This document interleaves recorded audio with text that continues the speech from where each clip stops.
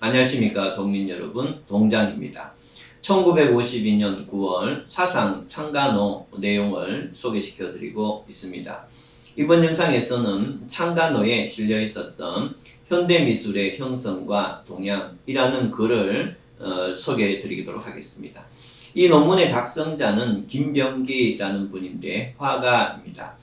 1916년에 평양에서 출생을 하셨고 일본에 건너가서 이중섭, 김한기와 같은 사람들과 함께 미술 공부를 했습니다.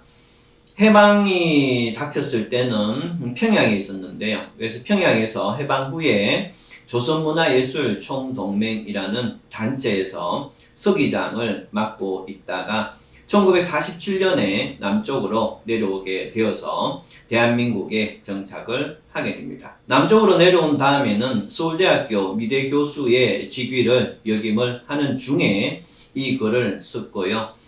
제가 보통 이 저자를 소개할 때는 이 글이 작성될 때까지의 양력을 소개하는데 이분은 좀 더 설명을 드리면 서울에 서울예고가 있는데 이 서울예고를 건립하는데 크게 기여를 하셨고 1965년에 미국으로 유학을 가셨다가 1986년에 건 한 20년이죠.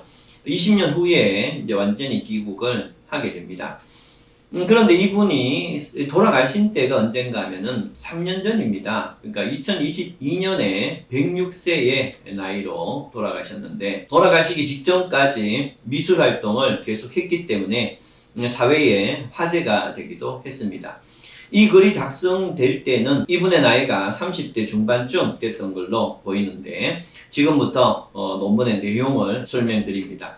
본격적으로 논문의 내용을 함께 보기 전에 이 글을 이해하기 위해서 여러분들에게 미리 조금 설명해야 될 부분이 있습니다. 이 논문은 현대미술의 형성을 19세기 말에서 20세기 초 사이에서 형성된 걸로 보고 있는데요. 그러니까 1800년대 말에서 1900년대 초 사이에 형성된 걸로 보는데 그러면은 그 전까지의 이어져 오던 어떤 사상이 19세기 말부터 20세기 초반을 거치면서 기존의 어떤 사상, 생각과 완전히 다르게 사람들의 사상과 생각이 바뀌었고 그 바뀐 결과로 미술의 경향도, 현대미술의 경향이 나타났다. 이렇게 보고 있습니다.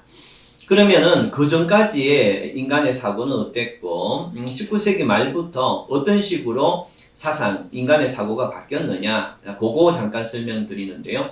비유를 통해서 설명드리도록 하겠습니다. 우리가 삶을 살아갈 때 아주 현명하고 합리적인 그런 사람이 있다고 보면 이 사람은 아주 어릴 때부터 현명하게 판단하고 합리적으로 행동해 왔습니다. 그래서 차근차근 자신의 삶을 이루고 자기가 원하는 대학도 가고 또 원하는 직장도 가면서 거의 흐트리짐이 없이 합리적이고 현명한 판단을 또 행동을 쭉 해온 사람이에요. 이런 사람이라면 자신의 판단과 인간에 대한 믿음이 굉장히 강하겠죠. 그런데 이런 사람이 한 30대 중반 후반에 자신에 대한 믿음과 현명하고 합리적인 판단과 행동으로 어떤 사업을 했는데 결과가 좋지 못한 일이 발생했습니다.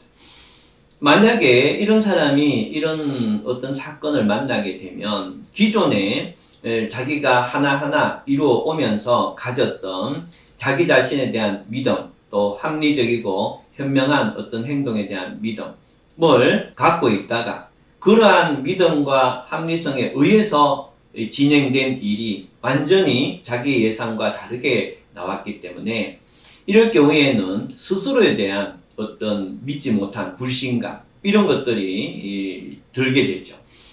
그래서 이런 사람은 이제 그런 경우가 닥치면 좌절을 겪고 자신의 어떤 것을 돌아보면서 회의를 많이 하게 될 겁니다.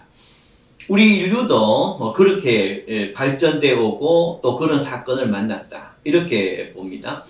르네상스 이후로 인류는 서양을 기준으로 봤을 때 수많은 어려움을 과학이 발전하고 인간의 정신이 발전하면서 질병을 극복하고 원거리에 있는 사람들과 전파로 통신을 하고 자동으로 기계가 돌아가고 멀리까지 항해가 가능하고 이런 것들을 인간이 이루면서 차근차근 인간의 믿음, 인간의 합리성, 현명함에 대한 믿음, 진리에 대한 믿음 이런 것들이 쌓아져 왔던 거죠. 그런데 19세기 말쯤 되면 자본주의의 폐단이 극에 달해서 뭔가 이게 잘못되어 있다는 것을 느끼기 시작하고 또 제국주의가 확대되면서 국가 간의 경쟁이 치열해지고 그런 과정에서 분쟁과 전쟁의 가능성이 상존하게 되고 결국에는 1차 대전을 맞으면서 인간이 스스로에게 가져왔던 믿음, 합리적인 믿음, 현명한 어떤 행동에 대한 믿음이 완전히 파괴되게 됩니다. 그래서 인류는 우리 모두가 어떤 것을 이루어갈 수 있다는 진리가 있다는 보편적인 원칙이나 기준을 이제는 별로 믿지 않고 그렇게 됐을 때는 개인이 자신의 판단에 의해서 행동하는 경향이 늘어납니다. 그래서 19세기, 20세기를 거치면서 일반적이고 보편적인 진리를 찾아왔던 그런 경향에서 벗어나서 개인의 눈으로 모든 세상을 보려고 하는 그런 관점이 나타나게 되는데 그런 어떤 패턴이 지금 이 논문에서 제시되고 있습니다. 자, 그러면은 내용을 읽어보도록 하겠습니다. 인류로 볼 때 19세기는 풍족한 100년간이었고 20세기는 부정의 논리가 적절히 작용하는 세대인 것 같다. 전세기 마렵에 나타난 인상파 운동은 각별히 새로웠던 유파가 아니고 19세기 전 시기를 거쳐 도달한 회화의 결론과 같은 것이며 근대의 눈이, 감각이 그리고 사고가 추구해온 필연적인 어떤 결과로서 시각 예술이 순수하게 정화된 단계라 하겠다. 자, 이게 이제 무슨 말인지 좀 와닿지 않으실 텐데 좀 읽어보겠습니다. 광선을 통하여 색채로 환원한 그러한 실제는 색채와 색채의 관계의 문제, 원색과 보색의 구조를 결정한 것으로 여기에 회화는 감각적 표현으로 옮겨갈 지반을 얻게 되었다. 르네상스 이후 수백 년간을 지켜오던 객관적 사실에서 이때 사실은 객관적인 사실 이 뜻이 아니고 이때 사자는 묘사하다는 뜻입니다. 그러니까 수백 년간 르네상스의 수백 년간 미술이라 그러면 객관적인 사물을 있는 그대로 묘사해 왔다는 거죠. 과거의 그림을 보면 실제의 자연, 실제의 인간을 그대로 이렇게 묘사를 해나가는 게 많습니다. 오늘날에도 인터넷 가보면 이게 사진이냐 그림이냐 이렇게 구분하는 그런 것을 가끔 보는데요.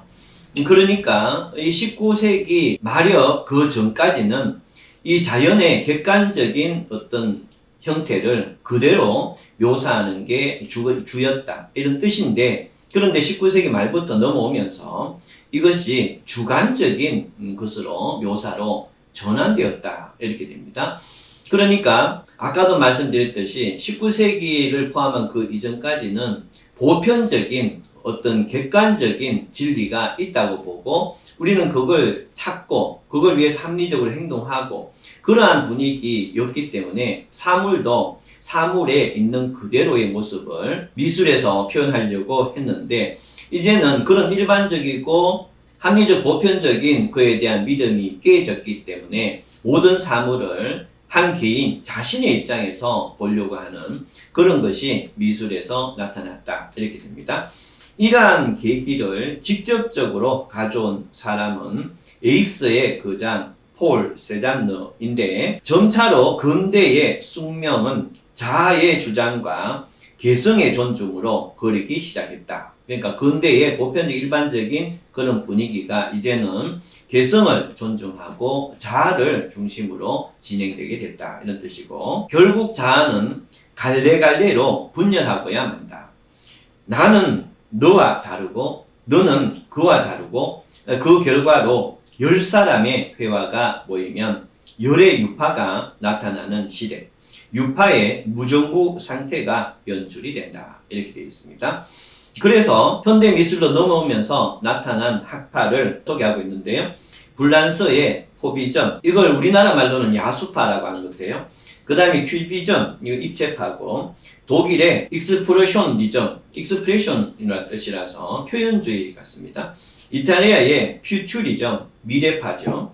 그 다음에 또 대전의 화마 속에서, 그러니까 1차 대전 중에 나타났던 다다이즘과 서리얼리즘, 이런 것들이 대두를 하고, 오늘의 abstract art, 그러니까 추상화의 추상적 미술에 이르는 그러한 이점이 속출했고, 현세기 전반에서 가쁘게 전개된 자결한 모습이라 아니할 수 없으며, 회화는 회화 자체만의 세계로 떨어지고 만다. 여기서 회화는 회화 자체만의 세계로 떨어진다. 이것은 이제 뒤에 내용에 들어가 있기 때문에 앞에 부분을 간단하게 설명드리면, 포비즘이나 큐비즘이나 익스프레셔니즘이나 퓨처리즘이나 그 다음에 다다나 슈리얼리즘, 이런 것들은 이제 어떤 내용인가 하면 전체적으로 사실은 비슷비슷해요.